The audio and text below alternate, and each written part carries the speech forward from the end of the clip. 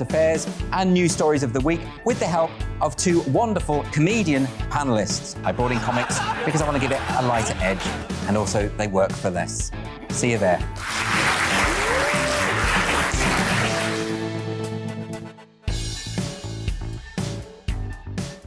Join my show Farage, 7 p.m. till 8 p.m. Monday through Thursday, and there you will get opinion, analysis, debate, and I'll cover stories that nobody else dares to touch. And then for the last 15 minutes, talking pints. We're over a drink. We have a civilised conversation with someone. We very often disagree, but we do it in a grown-up way. Come and join me on Farage.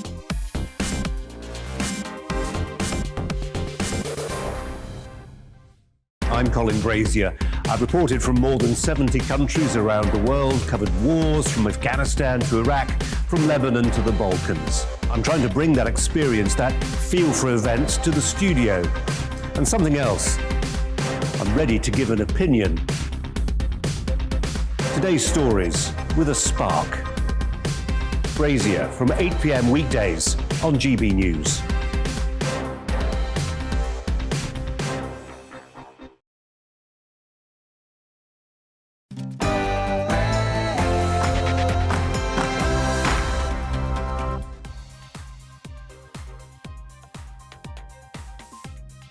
On the Money, it's your daily dose of economics, business and consumer news. For the next hour, I'll be joining you from here in sunny Enniskillen in the wonderful county of Fermanagh, part of GB News Northern Ireland Week. So stay with us, we'll be talking Northern Ireland, prosperity, peace and the protocol. But first, it's the GB News headlines with Paul Hawkins.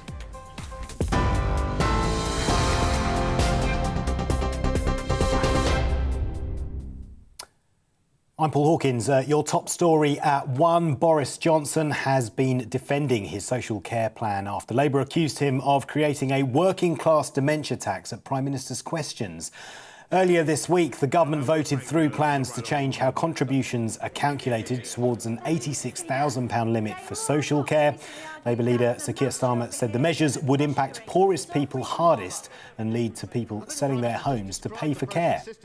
Working people are being asked to pay twice. During their working lives, they'll pay much more tax in national insurance, whilst those living off wealth are protected. And then when they retire, Mr. Speaker, they face having to sell their home when the wealthiest won't have to do so. His backbenchers say it's embarrassing. Your words. Your word. Is everything okay, Prime Minister? Prime Minister! Well, Mr. Speaker, I tell you what's not working. It's that line of attack. I want to repeat the crucial point, Mr. Speaker. We're delivering for the working people of this country. We're delivering for the people of this country. And we're fixing the problems that they thought could never be fixed. We're doing the things that they thought were impossible. Meanwhile, the Commons Speaker has requested a review into whether MPs can take babies into the chamber. The move comes after Labour's Stella Creasy was told she can't take her 3-month-old son into the Commons. Sir Lindsay Hoyle stressed it's extremely important that parents can fully participate in parliamentary work. Stella Creasy said she welcomes the review and hopes the move makes parenting and politics possible to mix. Elsewhere this afternoon, Harper's Law, a new piece of legislation which, when passed, will mean anyone who kills an emergency service worker while that worker is on duty will face a mandatory life sentence. The government wants to change the law following a 2-year campaign by Lizzie Harper. She's the husband of PC Andrew Harper, who was killed while answering a late-night burglary call. 3 teenagers were cleared of murder, but convicted of manslaughter. Labour is calling for pop-up clinics and community pharmacies to help roll out the COVID vaccine to 1.8 million young people still waiting for the jab. The World Health Organisation's warned that a further 700,000 people could die from COVID across Europe by March. That would take the total number of deaths in Europe to more than 2.2 million. One of the world's top footballers, France and Real Madrid forward Karim Benzema, has been convicted of trying to help blackmail a former international teammate. The 33-year-old has been given a 1-year suspended jail term and ordered to pay a fine equivalent of £63,000. Prosecutors argued that he encouraged Matteo Valbuena to pay a suspected group of blackmailers in order to keep a sex tape out of the public eye. Benzema wasn't in court but denies any wrongdoing and says he will appeal the verdict. An 8-year-old boy has become the 6th person to die after an SUV drove into a Christmas parade in the United States.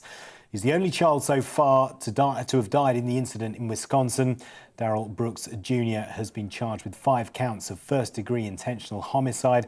62 people were also injured. Police have ruled out terrorism as a motive. The Home Office should be stripped of responsibility for the Windrush compensation scheme. That's according to a cross-party group of MPs. The Home Affairs Committee found what it says were a litany of flaws in the way the department operates. It's recommended the scheme is transferred to an independent organisation so claimants have more trust in it.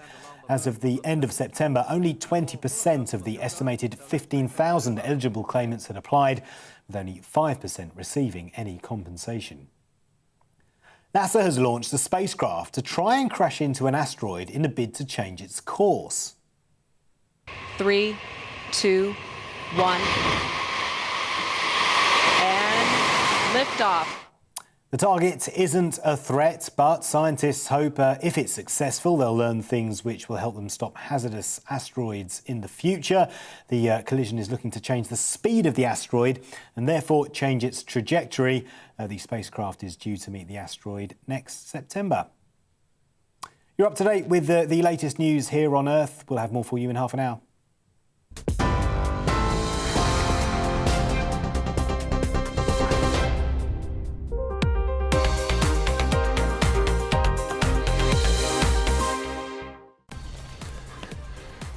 And welcome to On the Money, your daily dose of economics, business and consumer news. And I'm joining you from sunny Enniskillen in Fermanagh in Northern Ireland. As ever on The Money, we're going to have in-depth discussions with people who really know their stuff. We'll be talking peace, prosperity and the protocol here as part of GB News' Northern Ireland Week. It's On the Money, so that's got to mean money talks. And today we're joined by Northern Ireland's answer to Gordon Ramsay. It's Glen Wheeler, a local, much-loved entrepreneur, chef and restaurateur. He'll be talking about the hospitality and tourism industry here in Fermanagh in Northern Ireland. And I want to hear from you. GBviews at gbnews.uk or tweet at gbnews, particularly if you live or work in Northern Ireland. It's a wonderful part of the UK. Let us know what you think of the show, so stay with us for the next hour. This is GB News. I'm Liam Halligan, and you're on the money.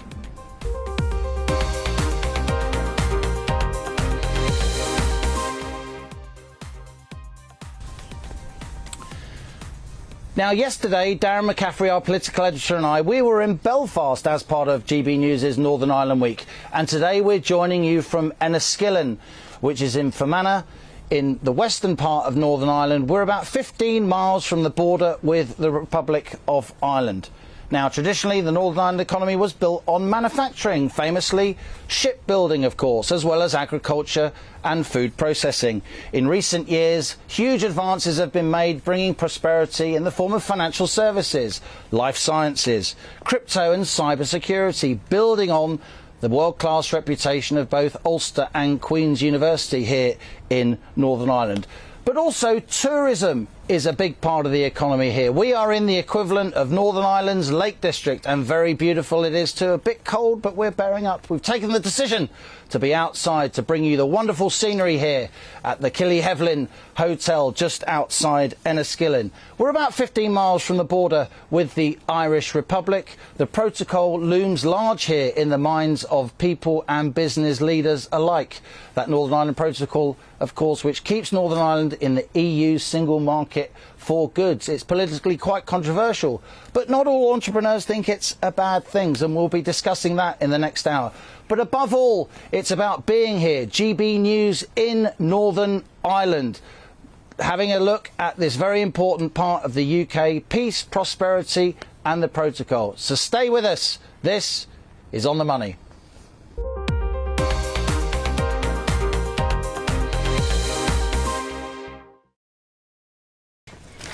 As ever, here on The Money, we have in-depth discussions with people who really know their stuff, and we let them talk. We explore issues. We don't just do quick sound bites. And I'm delighted to be joined here by two local people of note. We have Noel McAloon, who's the manager of the Enniskillen Business Improvement Centre. You work with businesses across this town of about 15 to 20,000 and the broader region. A very experienced businesswoman in your own right.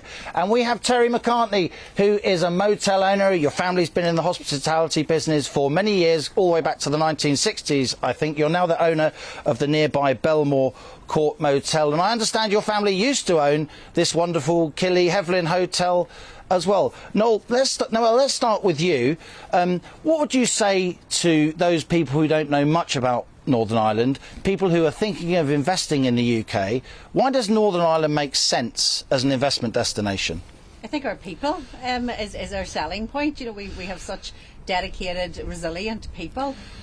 We have always excelled, I think, at schooling our children. So we have a lot of people that are highly skilled, highly dedicated, and when they get into the workforce, they're forced to be reckoned with. So we always go back to our people, and I think within the businesses in Enniskillen, we see that they have great people, and that makes businesses great. We're very, very proud of our hospitality, but also of our customer service, and again, that always comes back to our people. So I think we make Northern Ireland and Enniskillen what it is. It's the people here and how much we love being here. Terry, I was in town with the GB News team along with our political editor Darren McCaffrey, a local lad. He'll be presenting his own show on GB News from 3 p.m. onwards. It's a really beautiful town. What would you say to people across the rest of the UK are thinking of having a holiday within the UK? Why not Northern Ireland? Well, why not? I mean, Noel's already spoken about the people. When you think about not just your colleague Darren, many famous people came from this part of the world, never mind Northern Ireland, but it's also about the place. It's about the view that you're looking out at the moment. You know, this is November, end of November, and the stunning vistas. We got lucky, to be honest. We got lucky. It's been like this. It was raining 10 minutes ago. No, it's been like this all week, honestly. And I mean, we are so lucky with the natural environment, and if you get a bit of time later on, and if you can take a couple of days off, you'll see the fantastic Culca Stairway to Heaven that we have. We have fantastic national... A beautiful purpose-built path up a wonderful landscape. Yeah, and I mean, listen, and the reasons for that are well explained to protect the bogland. But I mean, people have just taken to it and they love it, and there's a selfie moment at the top of it. But I mean, we have the people, we have the place, and it's all about the environment. It's all about how you feel. And we're sort of an hour and a half from Belfast. We're 2 hours from Dublin, and when you get here to sort of it's a quality of life, and that's what people here want. Noel, the protocol looms large. It's an ongoing dispute between the UK as a whole and the European Commission, if you like. We hear an awful lot about the rigmarole, the difficult bureaucracy. What does it mean on the ground in practice for your local businesses? Well, the businesses in Enniskillen always want stability. So I think it comes back to that. They want decisions made, and they want to have stability so that they can just run their business. There's so much going on whenever you're a business owner. The list of things that you have to tick off on a weekly basis just to be able to get up and run and make it profitable. So anything that hangs over them that causes instability or that causes them to query where their future is a negative thing. So they just want stability and they want decisions made.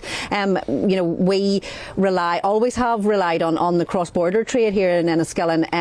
Between the North and the Republic of Ireland. Between the North and the Republic, yeah. We're very, very close, as you say. We have a lot of people that work here that cross the border, and they cross the border maybe 2 or 3 times to get here through various roads. So and 320 miles long, very twisty, follows rivers and roads and lanes, goes through farmyards. That's it. So not only do we have consumers crossing the border to spend in Enniskillen, and that we love our consumers from all over, but also people working here, and we rely on them so much. And again, I'm going back to people, but we rely on those skills from people across the border as well. Terry, obviously Enniskillen's got huge links, cultural and commercial, as Noel has said, always has had with the Republic of Ireland, yet also you're part of the UK, as well as the north-south trade. The west-east trade is very important. The protocol doesn't affect people so much if they're trying to get goods from Northern Ireland into Great Britain, the rest of the UK, if you like. But it's the other way, isn't it? From GB, from the mainland, as it's sometimes called, to Northern Ireland itself. That's where the problems are. Yeah, I mean, it's for suppliers and getting supplies into our businesses, it's become difficult. There's no doubt about it. There are businesses looking down south. The opportunity is for local businesses to be able to provide those products, but that's not always possible. So we need some sort of solution to give that confidence, to give the resolution where we can work well with both jurisdictions. There must be a way that we can do this, because it's about consumer confidence. It's about people being able to move. It's about supplies being able to flow, and that's what we need. The people in Northern Ireland are resilient, not least here in Enniskillen, noted for it. But surely patience must be wearing thin. It's been a long time now. We've been out of that Brexit transition period for the best part of a year. Their resilience astounds me on a daily basis. I run the Enniskillen Business Improvement District, so I work with these businesses trying to support them, and I see that I just can't believe that they're still so resilient, that they're still smiling. But yeah, I think they're tired. I think the pandemic as well, with all of the things that have been thrown at them. But again, you know, we're going into our very, very busy Christmas season. You know, the Christmas lights are on, and I see even renewed energy in the people. And again, I take my hat off to them every day that they do show resilience. And I don't know whether there is an end to it, but you know, I said at the start of this year, how much more do they have? And they do. They keep delivering. So but I don't know how long it can go on for. The Christmas lights are on, too early for some taste, we should say, but I know you're closely connected to the retailers locally. Not too early. So you're not going to have a go at them for that. No. There is a good feeling in Enniskillen. There is a good vibe here, I must say. For a lot of people, we both will remember, all of us, the terrible bombing here in Enniskillen in 1987, Remembrance Sunday, in which, of course, 11 people died and 63 were injured. An awful event. But since then, it seems the town has really rebuilt itself. What more do you think local business leaders and local people here generally can do, Terry, here in Enniskillen, to keep pushing away from the troubles, to keep moving forward, building resilience, bringing commercial prosperity to this part of the UK? Yeah, I think individually, all of the local political people are doing as much as they can do. We are a resilient people. We do want everybody to have the best that they can have. But I suppose it's the decisions that are made on a local government level and on a Stormont level. And we need to have plans. Businesses, for them to survive, need to plan. It's extremely hard to plan where I'm going if nobody tells me which way I'm going. Once I find a direction, I can then put a plan to make my way there. So if they can come together and give a coherent plan that we can see and is laid down, and that avoids confusion. That means that everybody can get on the board the same bus or train.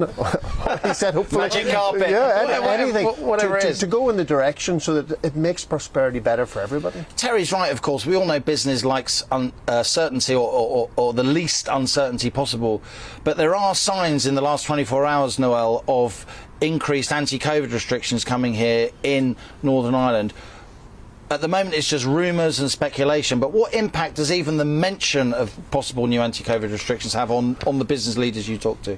Well, it's like you say, or like I said earlier on, we're coming into a busy period. It just makes people then step back and say, right, how do we protect our staff? How do we protect our business? And how do we protect our customers? So I bumped into a number of people yesterday. I'm just trying to get sorted for Monday, trying to find out as much information as possible. And I think there's a frustration if the information isn't there, because then you have staff that are taken away from dealing with customers and saying, I need to find out, am I along the right line? So we have people that are in that state of readiness for Monday in terms of checking for COVID status and things like that, or vaccination. But it just takes them away, I suppose, from their core, which is hopefully making money and also providing a really good customer care. And employment, indeed, for local people. Noel McAloon, great to see you. You're the Managing Director of the Enniskillen Business Improvement Centre, and of course Terry McCartney, who's the owner of the Belmore Court Motel. And next time we'll stay there, don't worry. Good. Very nice to see you both. Stay with us. After the break, we'll be having our Money Talks interview with Northern Ireland answer to Gordon Ramsay. That's Glen Wheeler. Stay with us. You're on the money. It's time to remind ourselves there's always another winter. Canary Islands sponsors the weather. Hello, I'll get on to today's weather in just a moment, but just flagging that at the end of the week, some very windy weather is likely and things are going to be turning colder again as well, which brings the threat of a bit of snow also. But back to today, low pressure is swinging its way to the north of the UK and this cold front is driving south, introducing colder air across Scotland and Northern Ireland. But it does mean here it'll be a bit brighter through the afternoon with some sunshine. Lots of showers though packing into the north and west. Mostly of rain at this stage, and we've got this line of rain on the weather fronts, clearing away from southern Scotland, but turning damp over northwest England, north and west Wales. Much of the south, dry and cloudy, 1 or 2 showers for Kent and the southwest. And temperatures here might creep up to double figures, but colder air is following on from this band of wet weather, this cold front. As it continues to track southwards through the evening, the rain could pep up for a time over South Wales and southwest England. Clearer skies following and the showers turning more and more wintry over the hills of northern Scotland, even some snow to low levels for a time and strong winds as well.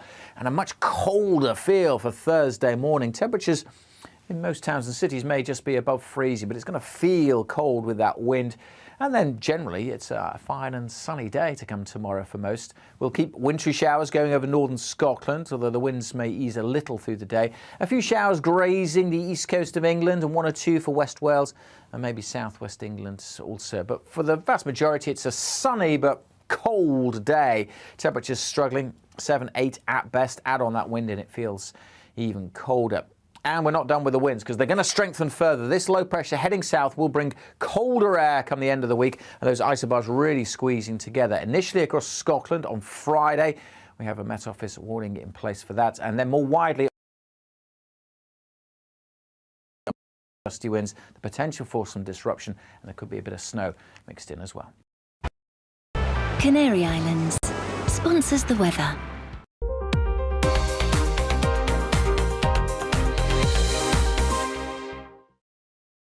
You're watching GB News live across the UK and the world on our digital stream. GB News is Britain's news channel. We are the UK's home of discussion and debate from all perspectives. We are here for you. Don't forget to join our YouTube community by clicking on that subscribe button. And if you want the GB News app, you can click and catch up on programmes anytime. We love to hear from you, so email us. gbviews@gbnews.uk. Thanks for being part of the GB News family. My name is Andrew Doyle. Join me every Sunday evening at 7 p.m. for Free Speech Nation. This is a show where we address current affairs and news stories of the week with the help of 2 wonderful comedian panellists. I brought in comics because I want to give it a lighter edge, and also they work for less. See you there.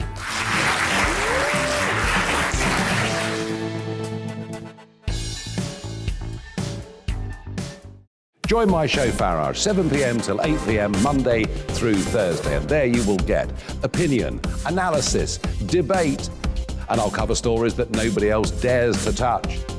And then for the last 15 minutes, talking pints. We're over a drink. We have a civilised conversation with someone. We very often disagree, but we do it in a grown-up way. Come and join me on Farage.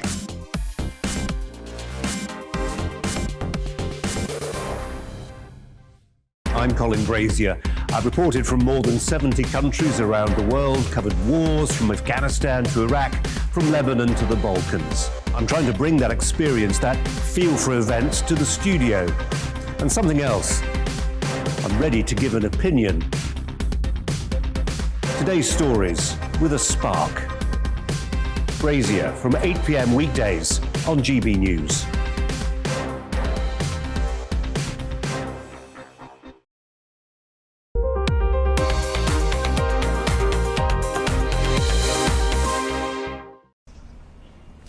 Welcome back. This is On the Money with me, Liam Halligan, joining you from Enniskillen in Fermanagh, part of GB News' Northern Ireland Week. Now, we are here in Enniskillen, about 15 miles from the Irish border. The Northern Ireland Protocol looms large. That is the arrangement which keeps Northern Ireland alone in the UK inside the European Union's single market. The idea is to avoid a hard border across the island of Ireland between Northern Ireland and the Republic, which is just down the road, as I said. This protocol is causing some issues for businesses, but also some advantages. So, GB News' Northern Ireland correspondent Dougie Beattie has been examining the Northern Ireland Protocol, particularly through the eyes of local manufacturers. Business is the lifeblood of any country, and here in Enniskillen, manufacturing is booming, but politics is not helping. Overall, from a political point of view, I think Northern Ireland's treated like a tug of war where Northern Ireland is the rope essentially, and you've got Europe on one side pulling and you've got the UK on the other side pulling with these negotiations at the minute, and my fear is that the rope will snap. Manufacturing likes the protocol and the benefits it brings. So we are a contract electronic manufacturer. We manufacture products for other people. So we would manufacture anything from military applications to medical applications, agricultural applications, things like sports monitoring devices for professional football, rugby players, defibrillators, things that are used in military applications to create a 5G network, a secure 5G network. Well, as regards to the protocol, it has positives and negatives, but overall I think it's a positive for Northern Ireland. We have unfettered access to the EU and the UK. No one else in the world has that. So that's a positive that from Northern Ireland's perspective is something that we should be cherishing and nurturing and developing to make sure that we maintain that advantage. So that's an advantage that we have over Scotland, England and Wales. We can send stuff down to Dublin, to Portugal, to Spain with no issues, no customs. Somebody in England can't do that. So it's been very good for Northern Ireland, for Northern Ireland manufacturers. So the exports from Northern Ireland to the Republic of Ireland are up 60% since the start of protocol, whereas at the same time exports from UK to Europe are down 15%. The ports in Northern Ireland have never been busier. Belfast is up 15%, I think, Warrenpoint 25%, Lauren 20%. So protocol has been positive for manufacturers.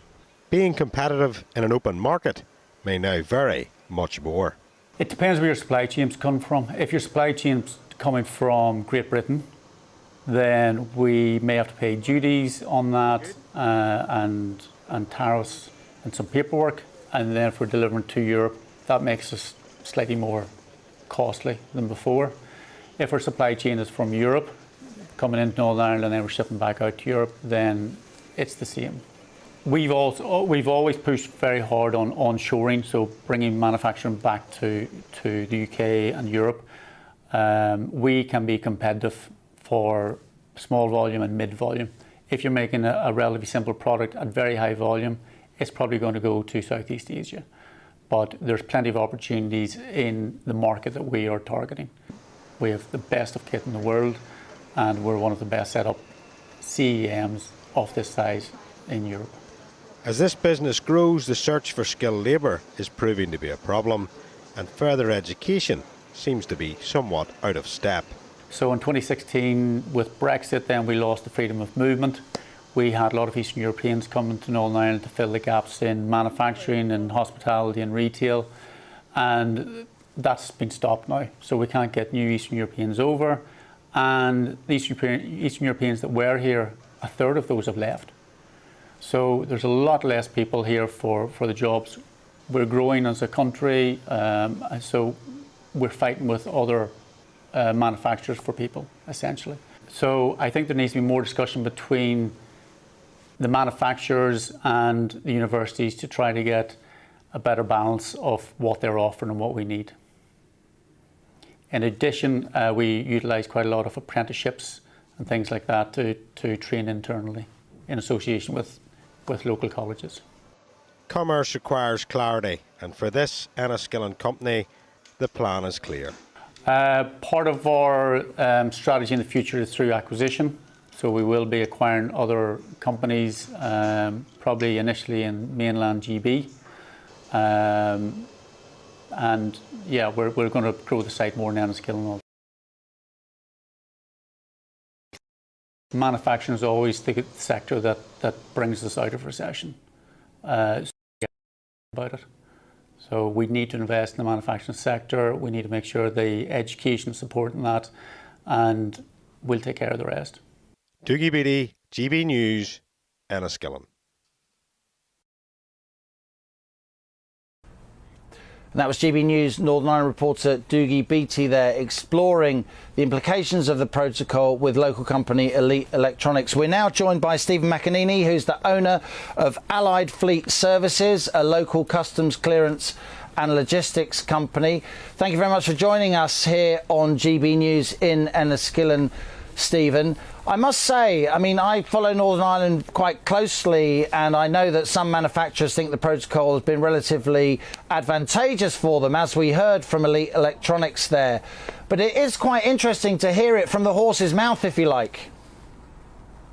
Yeah, Liam, it is. It has been advantageous. If you look at the alternatives for full customs of clearing goods into Dublin, which we've experienced from the 1st of January, it has been a lot more difficult to bring goods into Southern Ireland. The protocol then, the advantages of that is with the simplified customs procedures. It's allowed hauliers to keep their fleets moving. It's allowed goods to arrive into Northern Ireland. The unfettered access probably just isn't all that it seems. It's not unfettered, but there is simplified procedures that is making the movement of goods a lot more easier. Of course, what's happening, and we can see it in the numbers, Stephen, is an increase in so-called north-south trade between the Northern Ireland and the Republic of Ireland. Enniskillen's always had close links, but if you look at Northern Ireland as a whole, the movement of goods from north to south on the island of Ireland is up 77% since Brexit, and from south to north, from the Republic to Northern Ireland, is up 43%. Meanwhile, the movement of goods from GB to Northern Ireland, which is where the issues are with the protocol, they're down 16% since Brexit. You must have quite a lot of people in Northern Ireland who've had trouble getting goods, components, raw materials, if they're manufacturers, or just households wanting to buy goods for their own consumption from the UK mainland, if you like. Yeah, I suppose if you look at business, it's always going to take the path of least resistance. So therefore, if there is difficulties and changes coming, a business will look to find the easiest route to market. So whether that be an NI business looking to supply to the Republic of Ireland or the GB, if you look at the benefits for NI, there is no resistance there for those businesses. If you have an ROI business that's looking to sell product, if they're selling to GB, they're now subject to full customs procedures. Whereas if they're sending those goods up to NI, then there's free movement. Those goods can arrive with no customs formalities. I think the difficulty has been with GB suppliers that have been historically supplying NI, and there has been no customs procedures or formalities needed. Those suppliers have seen the difficulties. I think there was a severe lack of preparation from GB companies that were sending goods to NI, where there was no preparation work done for the 1st of January. So once they then decided to supply into NI, they were hit with the resistance of customs procedures, whereby they hadn't either registered for their EORI number, they haven't maybe done their commodity code work, so therefore sending goods in did get more difficult, and that's where we did see the restrictions and the decrease in trade coming from GB into NI. But I think as a whole, NI PLC has flourished from Brexit and with the NI protocol. If we look at manufacturing, for example, we now are called the Singapore of the West, whereby we have free access to the EU. We also have free access to GB. The slight difficulty then comes for sourcing raw materials, where historically they may have been sourced from GB. Companies now may have to look at alternatives if the GB supplier is no longer willing to send goods into the NI. Now, you know, Stephen, Allied Fleet Services, you're absolutely at the cutting edge of implementing the protocol in practice. There are some businesses here that are benefiting. There are some consumers who are frustrated, of course. But the bigger picture, the political picture is that the protocol remains controversial and a source of tension, particularly among the unionist community, given that increase in north-south trade and the dislocation, if you like, between Northern Ireland and the rest of the British economy. So wouldn't you predict that the protocol won't stay with us, that there will be a change, that Lord Frost, the UK's Brexit minister, will eventually do some kind of deal with the European Commission? Well, I think Brexit has been the biggest change to business, certainly in my lifetime. So with that level of change, there was always going to be that level of evil whereby certain sectors and areas of society may not appreciate or like those elements of change. Within the political aspect, I think certain political parties will have their own agendas, and they will be looking to push those. But I think with business, all we're asking for is some certainty. NI does seem to be the tie between GB and the EU, where we're getting pulled from pillar to post, and we seem to be the stumbling block in the whole process. But for business and for society in NI, all we are asked for is some clarity and security. We don't want to go back to the old days of the upheaval and the troubles. We're now looking to push forward. We're asking for political parties to look at the benefits, look at the difficulties, and work with those. I think the EU have put proposals forward where they are looking to ease the customs formalities, up to 80% less checks on certain goods, 50% less checks on other requirements. So look, there has been a massive change. There is both sides willing to negotiate. I think for business now, we're 11 months into the process. We are looking just to get our heads down and push forward. I think the economy in NI has prospered very well in 2021. We're dealing with COVID from early 2020 and the challenges that it's brought, with the hospitality sector. But I think as a whole now, we are starting to get opened up. We are starting to look forward, and we don't want to go back to the dark old days, where the both sides of the community can't get on.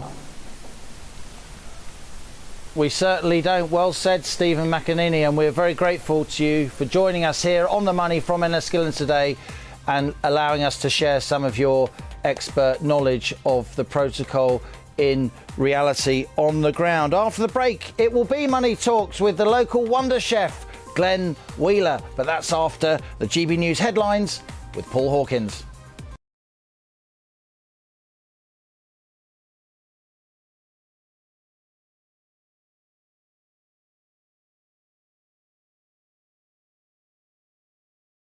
His social care plan after Labour accused him of creating a working class dementia tax during Prime Minister's questions. Earlier this week, the government voted through plans to change how contributions are calculated towards an £86,000 limit for social care. Labour leader Sir Keir Starmer said the measures would impact poorest people hardest and lead to people selling their homes to pay for care. Meanwhile, the Commons Speaker has requested a review into whether MPs can take babies into the chamber. The Labour's Stella Creasy was told she can't take her 3-month-old son into the Commons. So Lindsay Hoyle stressed it's extremely important that parents can fully participate in parliamentary work. Stella Creasy said she welcomes the review and hopes the move makes parenting and politics possible to mix. Harper's Law, a new piece of legislation which, when passed, will mean anyone who kills an emergency service worker while that worker is on duty will face a mandatory life sentence. The government wants to change the law following a 2-year campaign by Lizzie Harper. She's the husband of PC Andrew Harper, who was killed while answering a late-night burglary call. 3 teenagers were cleared of murder but convicted of manslaughter. Labour is calling for pop-up clinics and community pharmacies to help roll out the COVID vaccine to 1.8 million young people still waiting for the jab. The World Health Organisation's warned that a further 700,000 people could die from COVID across Europe by March. One of the world's top footballers, France and Real Madrid forward Karim Benzema, has been convicted of trying to help blackmail a former international teammate. The 33-year-old has been given a 1-year suspended jail term and ordered to pay a £63,000 fine. Prosecutors argued that he encouraged Mateo Valbuena to pay a suspected group of blackmailers in order to keep a sex tape out of the public eye. Benzema wasn't in court but denies any wrongdoing, and he says he will appeal the verdict. 3, 2, 1. And liftoff. That's NASA launching a spacecraft this morning to try and crash it into an asteroid in a bid to change its course. The target isn't a threat, but scientists hope if it's successful, they'll learn things which will help them stop hazardous asteroids in the future. The collision is looking to change the speed of the asteroid and therefore change its trajectory. The spacecraft is due to meet the asteroid next September. You're up to date with the latest news. We'll have more for you in around about 20 minutes.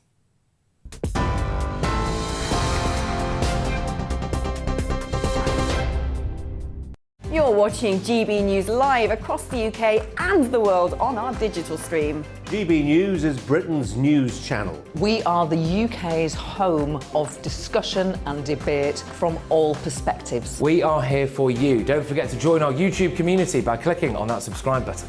And if you want the GB News app, you can click and catch up on programmes anytime. We love to hear from you, so email us. gbviews@gbnews.uk. Thanks for being part of the GB News family. My name is Andrew Doyle. Join me every Sunday evening at 7 p.m. for Free Speech Nation. This is a show where we address current affairs and news stories of the week with the help of two wonderful comedian panellists. I brought in comics because I want to give it a lighter edge, and also they work for less. See you there.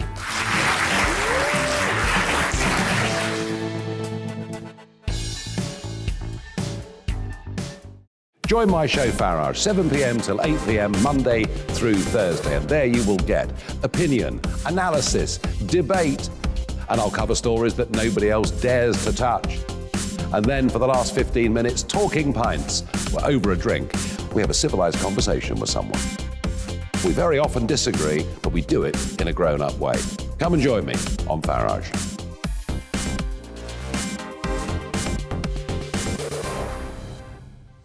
I'm Colin Brazier. I've reported from more than 70 countries around the world, covered wars from Afghanistan to Iraq, from Lebanon to the Balkans. I'm trying to bring that experience, that feel for events, to the studio. And something else. I'm ready to give an opinion. Today's stories with a spark.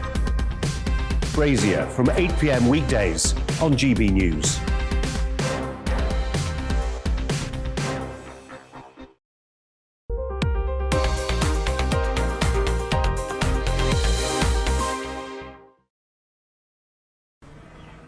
Welcome back. You're on the money with me, Liam Halligan. We're live from the beautiful Killy-Hevlin Hotel in Enniskillen in Fermanagh, with Northern Ireland's Lake District just behind me. An absolutely beautiful part of the UK. Yesterday we were broadcasting from Belfast. Today it's Enniskillen. Tomorrow it's Coleraine up on the Northern Ireland north coast. I'm here with GB News political editor Darren McCaffrey, who'll be broadcasting from 3 p.m. today, his usual briefing show, and tomorrow as well. Also, as part of GB News' Northern Ireland Week, we've made a documentary. That's right, Northern Ireland, the problem with the protocol. You can see the full-length version of that documentary on Friday as part of Northern Ireland Week. But here is the second excerpt that deals with issues of British and Irish identity along the Northern Ireland border. Today is the Ulster Ladies Senior Gaelic Football Final. Armagh in orange are playing Donegal in yellow.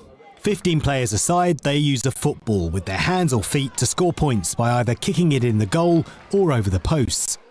What's fascinating about this game, Gaelic football, is I didn't realise just how the history of it comes from a Republican Catholic background.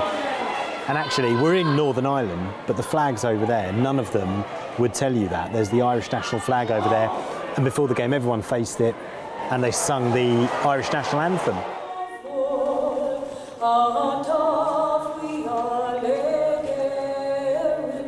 Back at the time, whenever the GAA was first founded, they wanted, it was a recruitment for I don't want to go too much into it, but there was recruitment for the Irish Republican Army more than, you know, but that has changed. There used to be a rule where Protestant people couldn't play and members of the armed force couldn't play and members of the police couldn't play. That rule's gone now. I identify myself as Irish because I come from the island of Ireland. I have an Irish passport. You don't count yourself as British? No. No. That's interesting. No. Yeah. Do you count yourself as Irish or Northern Irish or both? Irish. Do you like the idea of it, if it can happen in a peaceful way, of a reunited Ireland? Yeah. Some people are talking about a reunited Ireland. Is that a good thing? Well, we need to have a border poll, have a referendum on it, and put it to the people. Let what the people are saying. How soon would that happen? Within the next 5 years, probably. Yeah. You reckon? Yeah, it should do. Yeah. But Brexit has brought them conversations further. Because before Brexit, that conversation, wasn't there. So.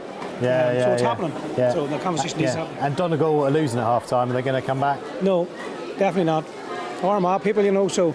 Obviously, we're here supporting Armagh, so Armagh's just going to kick on here now, and scoring out 3-7 in the second half, just to keep us all happy. Yeah, great.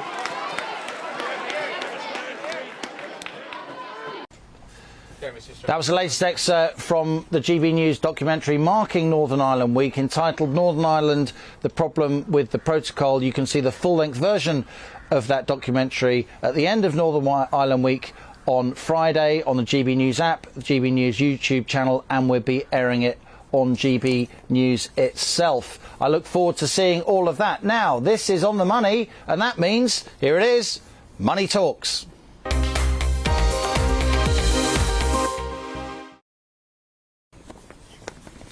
Now, Money Talks is our daily feature where we have an in-depth conversation with a business leader, a policymaker, or somebody else with a really interesting perspective. So we're here in Enniskillen, and we thought that there's a big hospitality industry here, there's an amazing tourism industry here, it's long established and it's primed for growth. So I thought I'd talk to somebody who's very well loved in the local community. It's clear, just being here for 24 hours or so. We're joined by, as I've described him, Northern Ireland's answer to Gordon Ramsay. It's Glen Wheeler. Now, Glen, you're a humble guy, but you are the first ever chef from Fermanagh to be recognised in the Great British Menu. That was in 2019. That's a huge accolade. You've worked all around the world as a chef. Tell us about your background. So yes, I own a small restaurant in the middle of Enniskillen, bang in the middle of Enniskillen, called 28 at the Hollow. We had a restaurant previously on Darling Street, which is about 300 yards away, and we just decided to move, a better location. Just seems to fit a wee bit better. And it's years of hard work and experience over different restaurants all around the world that's brought me back here. I'm a Fermanagh man, born and bred. I grew up in a small town called Lisnaskea, about 12 miles from here. And look at we've glorious Fermanagh. It's gorgeous. When the sun is shining, there's nowhere more beautiful in the world. And it does shine sometimes. Sometimes, yeah, sometimes. But we've lots of water, so. Now you're only in your early 30s. You have had tremendous success. You've worked all over the world. You've worked in London, New York, Chicago. Tell us about what you picked up working in some of the top businesses, some of the top kitchens in the world with some of the top chefs. For me, it was always like, when I got into this career, I fell into it really. I was never one of these guys that grew up saying I want to be a chef all my life. I literally fell into it. I was a big football fan. I was always convinced I was going to be playing for Tottenham Hotspur someday, but that was never going to happen. And I fell you're named after Glenn Hoddle, right? Yeah, named after Glenn Hoddle. My dad's a massive Tottenham fan. He named me after Glenn Hoddle, but. I literally fell in the kitchens, and when I got in the kitchens, there was just something about the rush, the buzz, the energy. I was hooked straight away, and I made a decision back then that if I was going to commit so much of my life to my career, I want to be the best I can be at it. So I worked in a very well-established restaurant in Blacklion, a restaurant called McNean Restaurant under a chef, Ned Maguire. Very famous chef here in Northern Ireland. And taught me a hell of a lot, but every January we used to close, so I would get away. I would email the top 10 restaurants in the world, just trying to get in 2 or 3 weeks work experience. Just offering yourself up? Yeah, offering myself up, free of charge. I'd go in, I'd stand peel potatoes 12 hours a day if I had to. Just absorb? Yeah, just to get experience. And what that done as well was it gave me a lot of confidence. I could go back into kitchens, and I was fit to stand alongside some of the best chefs in the world, and I got a great buzz out of it, like when you're standing alongside literally some of the best chefs in the world, and watching them prep, watching them how they organise themselves, simple things just blew me away. And I always come back to Fermanagh. This is what I love. I love the water. whenever I get a chance, I do a lot of water sports out in the lake, and I just love, I love being in Fermanagh. I don't think I'd ever really I like the city life, but I still like coming back home. That's what I was going to ask you, because you have got a big reputation here, not just in Enniskillen and Fermanagh, but across Northern Ireland. You have built, with your wife Zara McHugh, you're very much a family business, a destination restaurant, a place that people travel to, Enniskillen. You're only 20,000 people here, right? Yeah. But I was in your restaurant last night. It was a Tuesday night, and there are a lot of people there for a Tuesday night just before Christmas, when people are often saving their pennies. So many people from this part of the UK, from the island of Ireland in general, they go to Canada, they go to America, they go to Australia, they go to London in order to make good. And I think we can see the GB News team there with political editor Darren McCaffrey and myself at the back. We're low-key people, and all the team of producers at the front there hogging the limelight as they always do. But on a serious note, I mean, it's the same with my family too. So many of us left this island and went to the new world, went to the bright lights of London, Birmingham, Manchester. What makes you and your wife stay? Well, my wife's very much a home bird. She loves, we live up in Bow, it's about 15 minutes from here. And we were always going to stay here, but I see no reason why we can't showcase Fermanagh. Fermanagh's, you know, it's got everything you really want on your doorstep. Enniskillen itself is like, I think, flying at the minute. We have so many amazing restaurants, so many really good eateries, lots of young chefs coming through. There's a big buzz downtown, I must say. Brilliant. Even and on a Tuesday night. We've some, like, even you look at the local hotels, they're all family-run businesses. So there's no reason why I want to leave. As long as I'm busy, like you said, like you're in on a Tuesday night and the restaurant's busy, that's my goal. I think we can see you with your little one here on the screen now. Yeah, so I think that might be my little fella Beau. It was born 8 months ago. So I try to bring my kids into the kitchen as much as possible, getting them involved, getting them stuck into making bread or... You're a driven guy. Everyone in this locality we've talked to, we're going to eat at Glen Wheeler's restaurant. Oh, wow, Glen, he's a great guy. He's making good here in Enniskillen. He's flying the flag for Fermanagh. As a business leader, as a business owner, how do you and your wife balance the demands of business, the ambition? I know you've got 40-odd people on the payroll now. That's very, very difficult. With your family life, with your home life? It's work-life balance, and I suppose it's one thing that we learned out of lockdown was to give more time to ourselves and our family. We made a big decision this year to close every Sunday, Monday, which is huge from us. Lunch on Sunday in Ireland in general is massive. And we decided, no, listen, tell you what, that's a family day. That's a day for our staff to relax. So you don't open your restaurant on Sunday? Not at all, not at all. That's usually the biggest day. I mean, so many people go out for a roast dinner on a Sunday, don't they? Yeah, but now you said no. Yeah, we have a roast dinner at home, and that takes a lot of confidence. Massive, and it's a big call. Listen, if we ever need to go back on it, we will look at it again. But at the minute, no. My kids love it. They start talking about what roast daddy's going to be doing on a Thursday come Sunday. We're quite tired now after a busy week, but football's on in the background, and I have the roast on, nice bottle of wine open, and it's all about family now at the minute. Now, we were in Belfast yesterday, Darren McCaffrey and I reporting for GB News. Even in the capital, which is a much bigger place than Enniskillen, there's a shortage of labour, a shortage of skilled staff that you can get hold of. How's that been for you? Because in the hospitality business, staff are everything. Obviously, you need you guys doing your magic in the kitchen, but it's your waiters, waitresses, front of house people, pot washers. It's a big team behind the scenes at a restaurant. How's recruitment? It's hard. There's no point beating around the bush on it, but we like to treat our family we like to treat our staff like family. We're up to 24 staff now, I think it is, and it's just about trying to better them. If we can get them in, if we can make them a better chef than they were coming in the door, than when they're leaving, that's what it's all about. If I can get 12 months out of a guy in the kitchen now, I'm very happy with that. And it's just about keeping them motivated, changing dishes, letting them taste, letting them give them different experiences. If we can take them out for dinner, show them the other end of it. And just keeping them happy. Now, we've given all our staff off every Sunday, Monday, which is huge in the hospitality trade. They get a Sunday off every week. It's just, they can go watch the football with their friends now, they can go out for lunch with their friends, and just a better work-life balance. And they work hard for you in the week and on a Saturday. Absolutely, absolutely. We do look after them very well, and we have a hell of a lot of respect for our staff, and we get on with them. Like I said, all my chefs, I see more of my chefs than I do my family some weeks, so it's important that we get along. It's important that they're happy and they have a smile on their face coming into work. And that's what it's about. Like, there's enough challenges in life these days without beating anyone down any harder. Like, you see shouting and roaring in these kitchens on TV, but it can get heavy, it can get heated in kitchens, but I don't want anyone leaving my kitchen grumpy or in bad form or thinking that they're not wanted anymore. It's about good work-life balance, keeping a smile on their face. And if my staff are happy, my customers are going to be happy.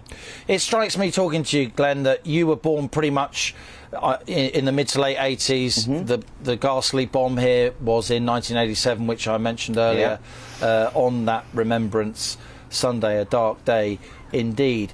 But if the likes of you and your wife Zara McHugh are deciding, actually, we're not just going to stay in Northern Ireland, we're going to stay in Enniskillen. We're going to make good here, we're not going to go abroad. Clearly, you've got the world at your feet. You could go to work in many other places around the world. That strikes me that for your generation, you really have moved on from, say, my generation and people 20 odd years. Yeah, absolutely. I grew up in the middle of all that, and it probably made me who I am today. In what sense? That's interesting. I don't know. It probably toughened us up a wee bit. Maybe it was hard at times, absolutely. But we still made great friends, and we've come such a long way since then. We don't really look back, and it's been looking forward now. And I don't want my kids to be growing up in that environment that there's a divide between. You're betting everything on peace and prosperity here, aren't you? Everything, your life, your family. Yeah, absolutely, yeah. That's a big call. I'm pretty confident, yeah. I think we're in a good place at the minute, as long as all these regulations and all stay away, we'll be happy enough. But has the protocol been a problem for you? You must be importing lots of exotic stuff from GB, or do you get it from Europe? Do you get it from the rest of the world? I try to use a lot local now. I'm not going to lie, I do use a few bits and pieces from France and Holland and stuff like that. But at the minute, it hasn't affected me too much. I'll be honest. There's a lot of talk about it. There's a lot of on the news and that. But no. Do you think there's a bit more political posturing going on? Do you think it's not quite as bad as the politicians make out on the ground? On the ground, what I've seen so far, it's Labour, it's staff at the minute. It seems to be the problem more so than ever. But that's a problem across the UK, across Europe, across the world, right? Yeah, post the pandemic. Absolutely. But one thing I will say, I'm extremely proud to be where I'm from. I'm from Lisnaskea. I've grown up in this county, and if I can bring back something to the county that they've given to me, that's what it's all about. I want people to come to Fermanagh. I want them to come, try my food, try 3 or 4 of the different restaurants, stay in a nice hotel in Enniskillen, showcase what we have to offer, because what we have to offer, like you see, it's as good as anywhere in the world. And some pretty good food too, I must say. Well, we're trying hard. I know you enjoyed my bread last night, so that's a good thing.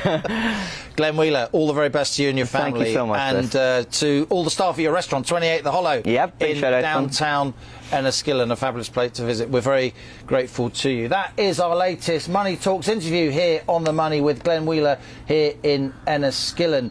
Tomorrow, Darren McCaffrey and I will be in Coleraine up on the Northern Ireland North Coast. Yesterday we're in Belfast. Today we're in Enniskillen. Tomorrow in Coleraine. This is GB News Northern Ireland Week. Stay with us, because in the next hour it's Gloria Di Piero. Who's she? My partner in crime. She's teaming up with Patrick Christie, only because I'm not there. You can join them in the next hour to discuss the big issues of the day. So thank you for being with me in the last hour here from lovely Enniskillen in Fermanagh, Northern Ireland's Lake District behind me. This is GB News. I'm Liam Halligan, and that was On the Money. It's time to remind ourselves there's always another winter.